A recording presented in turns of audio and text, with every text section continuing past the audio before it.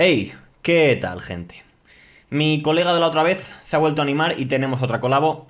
Vuelve a ser bastante improvisada, ¿vale? A su manera, sin audio de calidad.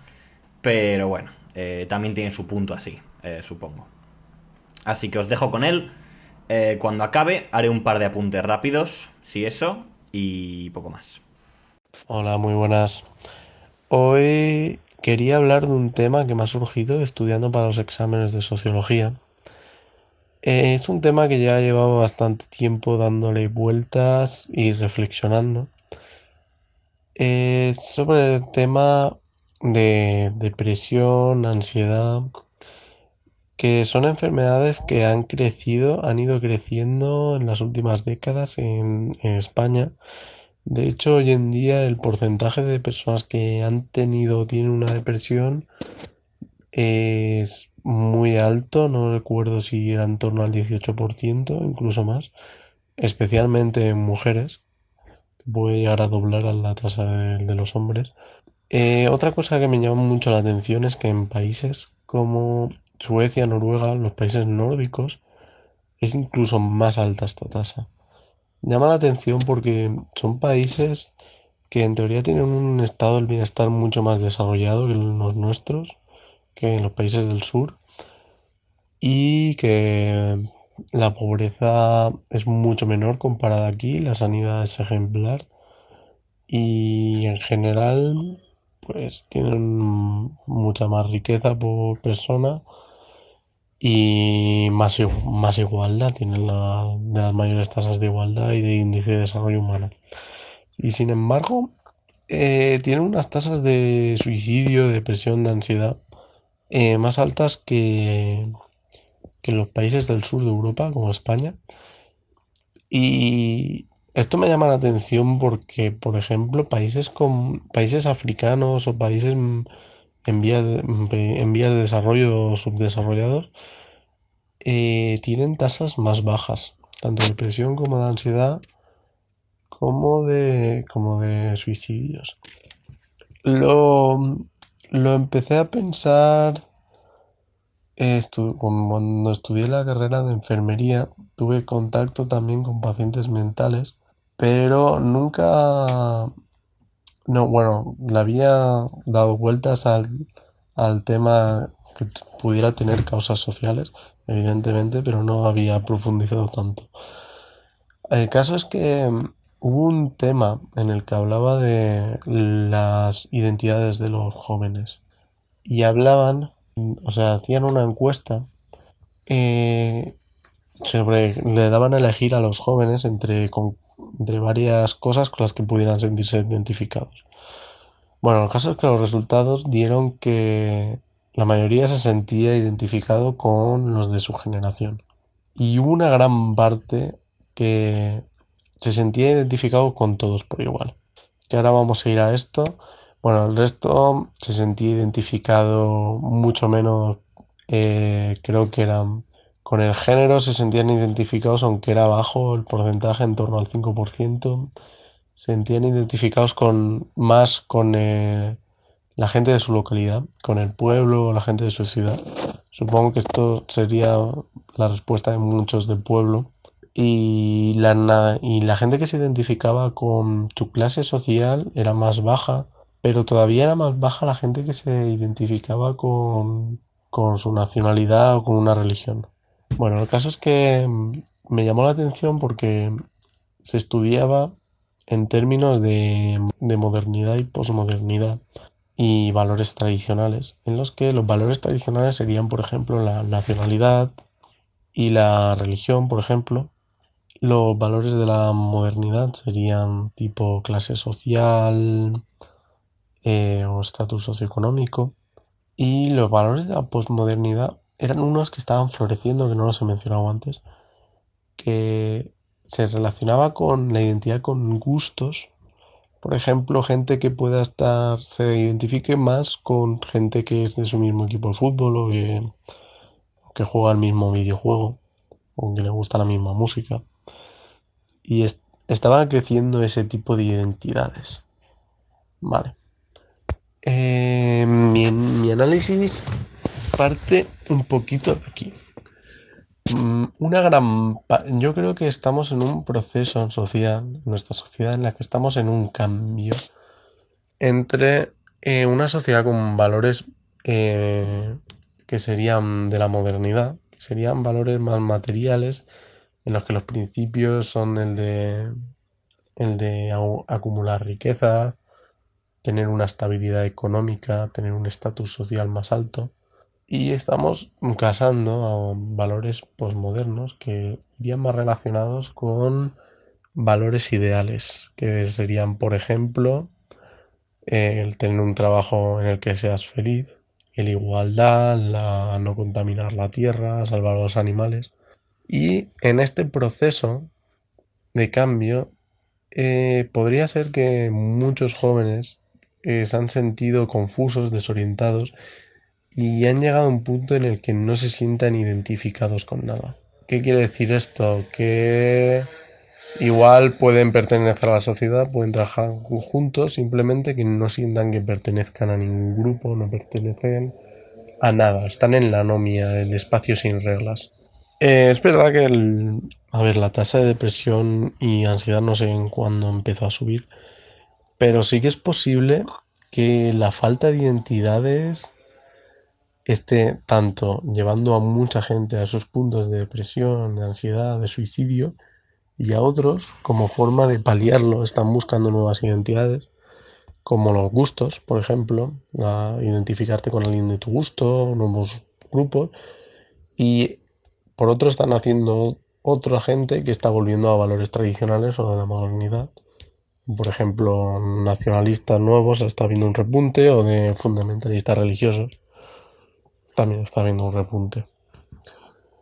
Me parece que podría ser incluso peligroso para la sociedad, porque estamos llegando a un punto en el que no tenemos ningún punto de referencia, no sabemos cuál deben ser nuestros valores, eh, no sabemos con quién identificarnos. Llegar a un punto en el que pensemos que no debemos ayudar a nadie, por lo menos activamente, salvo si en algún momento cotidiano pudiéramos ayudar, pues sí, pero no activamente, no sentir que debemos colaborar con otros para mejorar el mundo, ni debemos ser solidarios con los demás, excepto para nuestro propio placer, para sentirnos mejor con nosotros mismos, pero no por los demás. Llegar, llegar a un punto en el que fuéramos todos extremadamente individualistas y que la sociedad se mantuviera solo por la necesidad de sobrevivir, porque evidentemente esto lo decía un autor, creo que era, ahora no me acuerdo, era un inglés. Bueno, el caso es que decía que en realidad los hombres somos egoístas por naturaleza y que mantenemos la sociedad únicamente porque es la mejor elección egoísta que podemos hacer, porque nos permite sobrevivir mejor que nosotros solos. Y que esa es la razón por la que se mantenga la sociedad. Bueno, a ver, yo no estoy de acuerdo con este autor, pero es posible que llegado a un punto en el que todos los seres seamos tan individualistas, que no nos sintamos parte de nada, podríamos llegar a un punto en el que la sociedad se mantenga por eso. Y yo creo que ese punto sería muy peligroso. Principalmente porque, bueno, llegaríamos a un punto en el que el poder, uno querría más poder y aplastarían a los demás. Bueno, también está el contrapuesto. Podría ser que, gracias a esto, llegamos a un punto en el que no solo no nos identificamos con nadie, sino que nos sentiríamos identificados con todo el mundo. Y que el mundo en sí, el ser humano, sería nuestra propia identificación. Y que sintiéramos que formamos todos un grupo y nos ayudamos mutuamente. Bueno, a ver, estos son dos soluciones extremas que podrían ocurrir por estos cambios. No voy a entrar a predecir porque no creo que tenga los conocimientos para poder intentar hacer una predicción que fuera un poco útil. Pero son dos extremos, dos modelos que se me han ocurrido y a los que podríamos llegar. Bueno, ¿qué tiene que ver esto con la depresión?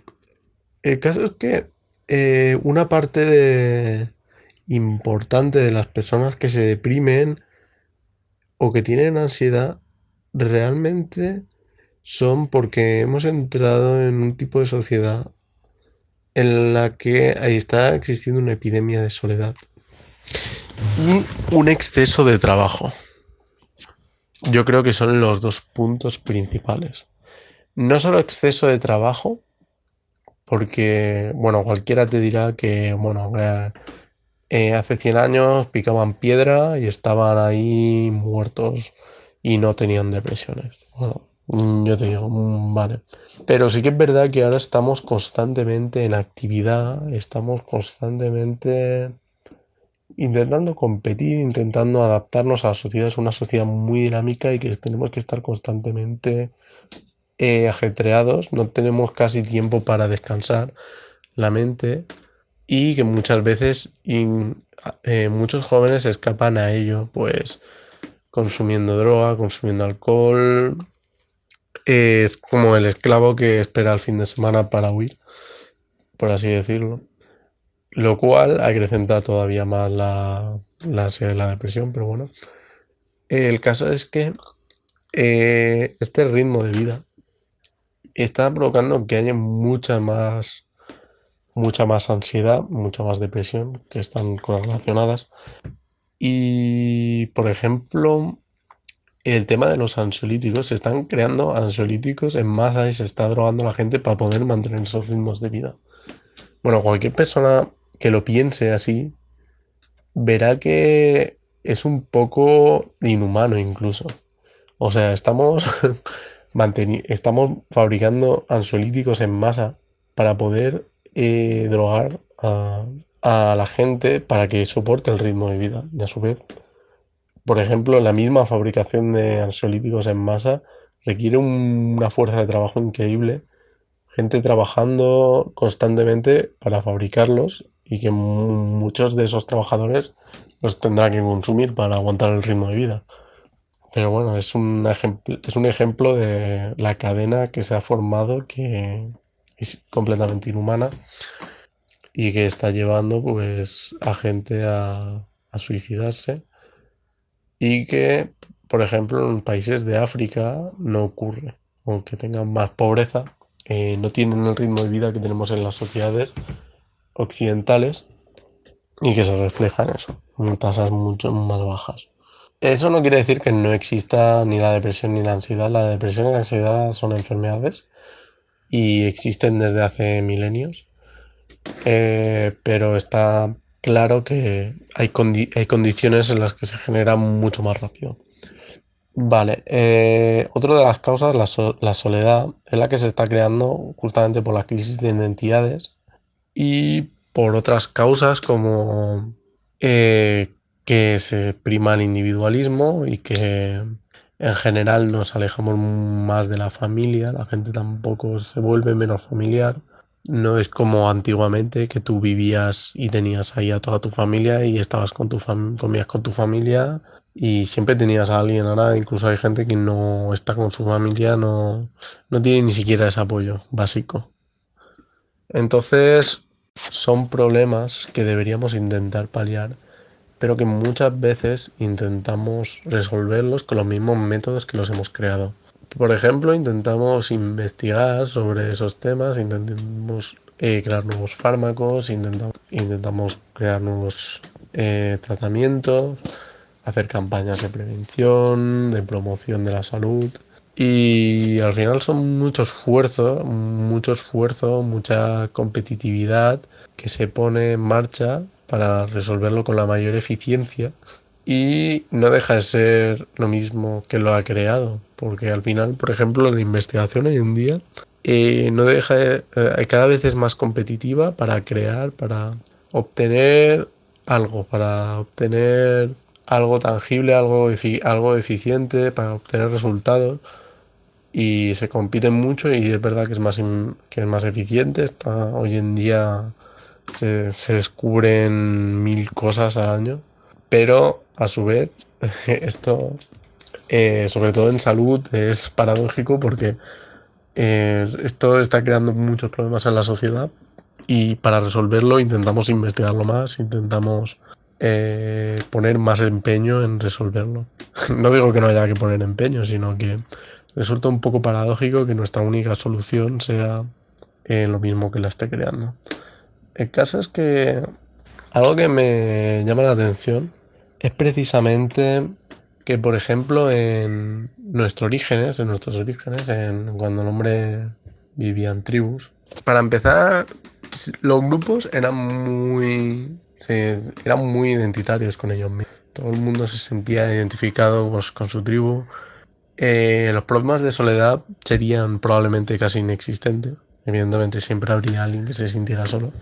Un sentimiento común y básico. Y es probable que fuera residual ese problema, porque la gente que vivía en tribus están muy unidas y se ayudaban entre todos. De hecho, las principales teorías apoyan a que las sociedades fueran igualitarias, las sociedades cazadoras y recolectoras. En las tribus ya se fue haciendo cada vez menos igualitario. Pero algo que me ha llamado la atención es que, por ejemplo, según se iba desarrollando los sistemas productivos, se iba desarrollando la horticultura, más tarde la agricultura, más tarde se fueron creando los estados, me he dado cuenta que progresivamente la gente iba trabajando más. En las sociedades hortícolas, o sea, que cultivaban, tenían cultivos, pero con métodos no intensivos, a diferencia de la agricultura. Producían menos, por un terreno de tierra producían menos. En las sociedades hortícolas la gente trabajaba menos que en las agrícolas. Evidentemente se acabó evolucionando a las agrícolas porque por terreno se producía más y podías tener excedentes. Pero me llama la atención de que con el paso del tiempo hemos ido cada vez trabajando más. Los hombres estamos cada vez, o sea, nos hemos voluntariamente ido a una sociedad en la que hemos ido aumentando nuestras necesidades tecnológicas, porque en realidad biológicamente si lo piensas tú no necesitas nada más que otras personas y bueno, si te puedes hacer herramientas y esas cosas pues mejor, pero necesitas muy poco básicamente, incluso nada, podrías no necesitar absolutamente nada, podrías vivir de la naturaleza como un animal. Pero cada vez nos hemos ido creando más necesidades. Al principio podían parecer muy obvias, como crear armas, crear fuego, y para ello necesitabas recursos, pues la horticultura, pues necesitabas más cosas, necesitabas incluso domesticar animales. Te has ido creando más necesidades. Pero llega un punto en el que deberíamos plantearnos, que probablemente ya hemos pasado ese punto en el que haya que haberse planteado hace tiempo, pero deberíamos plantearnos para qué más tecnologías. ¿Por qué no nos centramos simplemente en lo que tenemos, repartirlo bien e intentar que la gente tenga más tiempo para ser feliz, más tiempo para estar con la gente que quiere, más tiempo para crecer de la forma que ellos quieran como personas? Yo no digo ya de ocio, pero sí de crecer, pero de la verdadera forma en la que quieran ellos. Igual alguien puede sentirse bien pintando, bien tirando piedras a una pared. Y podría alguien querer ser el mejor tirando piedras a la pared, pero pero no va a poder porque no va a tener tiempo para ser el mejor. Bueno, igual el mejor sí, pero para ser muy muy bueno no va a tener tiempo porque es algo considerado inútil en la sociedad. Hemos puesto valor a lo que es útil, valor a lo que importa, valor a lo que deberíamos hacer. Y son unos valores que están dominados por esta mentalidad individualista, competidora, que es Al final es la mentalidad del capitalismo, que el capitalismo puede tener muchas formas, pero es la mentalidad del capitalismo actual y que probablemente estemos llegando al punto en el que se esté imponiendo más esa evolución rápida, ese crear nuevas necesidades, ese competir y que nos podría en un futuro llevar a pues consecuencias un poco desastrosas. No me gusta a mí catastrofizar porque no tiene sentido, no puedo predecirlo yo, no lo puede predecir nadie, pero yo no soy absolutamente nadie para intentar predecirlo.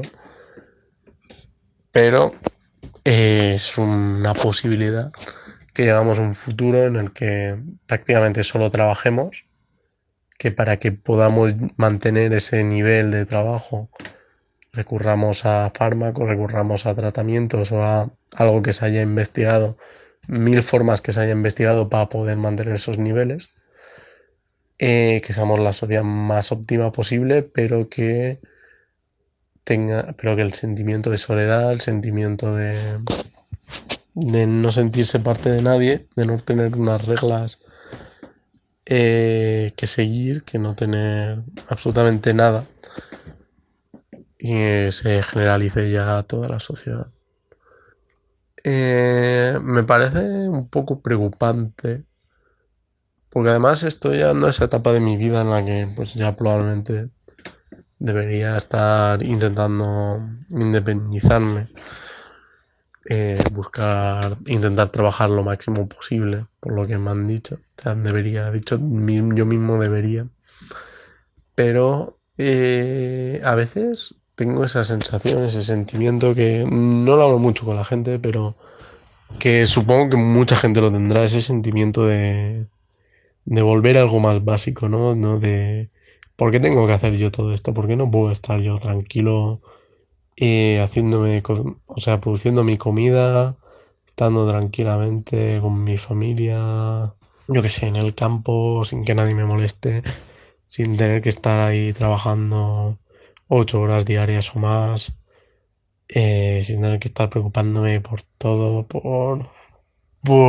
porque tengo que comer una dieta estricta, hacer ejercicio cada no sé cuántos días, tener que preocuparme por, yo qué sé, por el banco, por pagar la luz, por lo que sea. Ya para acabar, esto es un sentimiento que he ido teniendo y que, en mi opinión, es poco posible. Hoy en día, eh, como nos hemos criado, como hemos crecido, nosotros no podríamos vivir de esa forma. O sea, no estaríamos llenos, no estaríamos... Yo por lo menos no me sentiría lleno. Yo tengo unas necesidades, necesito crecer. Para mí necesito aprender, necesito muchas cosas. El caso es ese, que tenemos unas necesidades que nos hemos creado, que nos ha creado la sociedad, que no nos van a hacer necesariamente más feliz ni mejores. Esos valores los ponemos mismos en la sociedad, lo de que son valores mejores o más útiles y que en realidad podrían estar haciéndonos incluso menos felices. A veces es lógico preguntarse sobre la absurdez de eso, pero lo cierto es que ya no hay salida para los que hemos crecido en esta sociedad. Necesitamos más, necesitamos crecer y inevitablemente tenemos que jugar al juego si queremos cambiar algo. Y por eso yo pienso que se debería optar a intentar cambiarlo en el sentido de que no deberíamos intentar cambiar los valores. Yo me ha parecido interesante el hecho de que el ir a un espacio sin reglas, un espacio en el que no te identifiques con nadie, que no haya unos valores claros que tengas que seguir, podría ser beneficioso si se orientara precisamente al hecho de que tú puedas intentar sentirte realizado como tú quieras. intentar identificarte con todo el mundo, absolutamente. Intentar sentirte igual con todo el mundo, ni inferior ni superior, tratar con respeto a todo el mundo y, y tener unas propias reglas morales que que es complicado, pero que intenten estar de acuerdo con todo el mundo, o sea, intentar perfeccionar tus reglas morales de forma que puedan llegar a ser incluso universales. Que eso es muy difícil. Nosotros no podemos, pero pues sí, podría ser que, como decía Nietzsche en la creación del superhombre, podría ser que en el futuro gente sea capaz de llegar a ponerse de acuerdo en reglas universales. Bueno, de hecho, los derechos humanos podría acercarse a esa. Podría acercarse a una serie de reglas morales universales, pero que habría que ir perfeccionando poco a poco y que cada individuo debería ser capaz de integrarlas y de desarrollarlas por sí mismos incluso, sin que se las tengan que dar. Pero bueno, para eso probablemente falta mucho. Y que cada persona sea capaz de poder llenarse como él mismo quiera. Para esto probablemente tendríamos que reducir mucho nuestras jornadas de trabajo y no nuestras jornadas de trabajo, pero que probablemente la gente debería sentirse llena en el trabajo, o sea, debería hacer algo que les realizara. Esto es poco posible hoy en día porque realmente necesitamos trabajar para vivir, no podemos vivir sin más. Pero bueno, las tecnologías son prometedoras en este sentido. O sea, una sociedad absolutamente eficiente donde los robots podrían hacer mucha parte de los seres humanos, podría reducirnos la carga de trabajo. Hoy en día son un problema precisamente porque nos quitan el trabajo, porque hay gente que no puede trabajar, que pierde su trabajo porque lo sustituye una máquina que lo hace mejor. Pero en una sociedad ideal, utópica, los robots nos quitarían trabajo. Y el trabajo que hiciera el robot no lo harías tú, pero no te perjudicaría, porque la sociedad te seguiría dando lo que necesites. Bueno, esto es muy utópico, pero era por hablar un poco también del otro extremo a lo que podríamos llegar. Bueno, añadir que yo no creo que esto surja solo, que podemos actuar, que debemos actuar seguramente. Estoy ahí también aplicando mis propios valores, o valores sociales, pero yo sí que creo profundamente que la sociedad no cambia a bien o a mal por sí sola, sino que son los actores sociales los que la empujan a ello. Siempre hay tendencias, pero evidentemente hay que moverse hacia ello, hay que trabajar por ello y intentar, aunque nosotros no podamos, intentar educar a nuestros hijos, intentar enseñarles estos valores, intentar que ellos sean mejores que nosotros y poco a poco intentar ir cambiando la sociedad a mejor. Bueno, esto es todo. Voy a dejar de rayarme por hoy. Así que muchas gracias por escucharme y hasta otro día. Ok, hay bastantes ideas chulas y quiero que queden claras, así que me apetece hacer una pequeña recapitulación, ¿vale? Añadiendo un par de cositas. Entonces, la peña cada vez está más deprimida. ¿Por qué? Por varias cosas. Javi nos cuenta primero que por una crisis de identidad se han quedado en el limbo entre modernismo y postmodernismo y ya no tienen puntos de referencia ni valores a los que agarrarse. Añade también que existe un exceso de trabajo, una cultura cada vez más individualista y una pérdida de contacto con la familia. En realidad, todos estos elementos producen al final el mismo factor: soledad.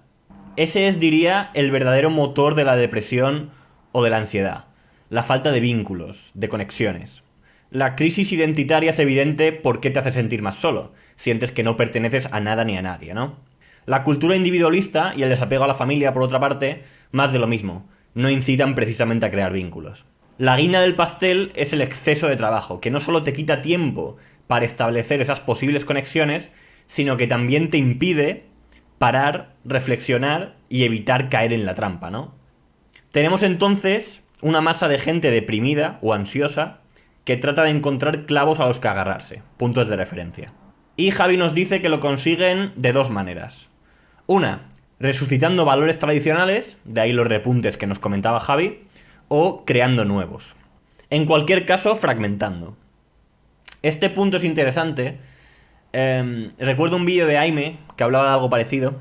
Hablaba sobre género y orientación sexual y mencionaba que había una cantidad absurdísima de etiquetas y orientaciones diferentes que acababa por no servir para nada, incluso confundir más que otra cosa, y que cada vez había más. Y esto me parece extrapolable a prácticamente todo. Cada vez se ramifica más la sociedad en pequeñas sectas, en pequeños grupos elitistas, con sus pequeñas etiquetas, comunidades y gilipolleces que les hacen sentir únicos, ¿vale? Y que les aportan ese grado de identidad para no deprimirse, ¿no? Y realmente, ¿hasta qué punto eso es una solución? Quiero decir, en vez de unificar y simplificar las cosas, se tiende a separar y a complicarlas.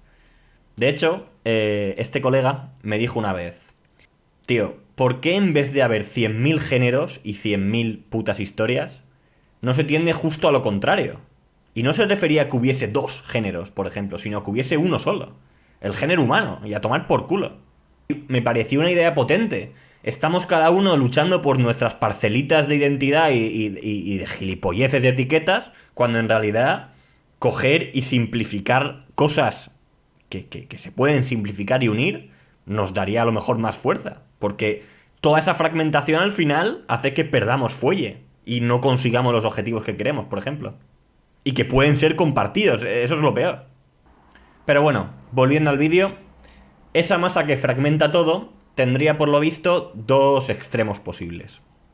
Uno, en el que prima la individualidad, cada persona viviendo en su puta burbuja de identidad, rechazando a las demás. Y otro extremo, que sería todo lo contrario, en el que pasaríamos a identificarnos con todos por igual, sin diferencias ni distinciones. Entiendo que este sería el bueno, entre comillas. No desarrolla mucho más estos escenarios, pero está interesante, así que lo quería mencionar. Y sigue, mencionando su preocupación con hacia dónde va la sociedad, con esta tendencia que está analizando. Y bueno, dice que la forma en la que la intentamos corregir o paliar es paradójica, ya que nos hace precisamente trabajar y esforzarnos aún más en el mismo sistema, que quizás lo que habría que hacer es pararse con lo que ya tenemos, tender a algo más básico, parar con la innovación tecnológica, relajarse e irse al puto campo.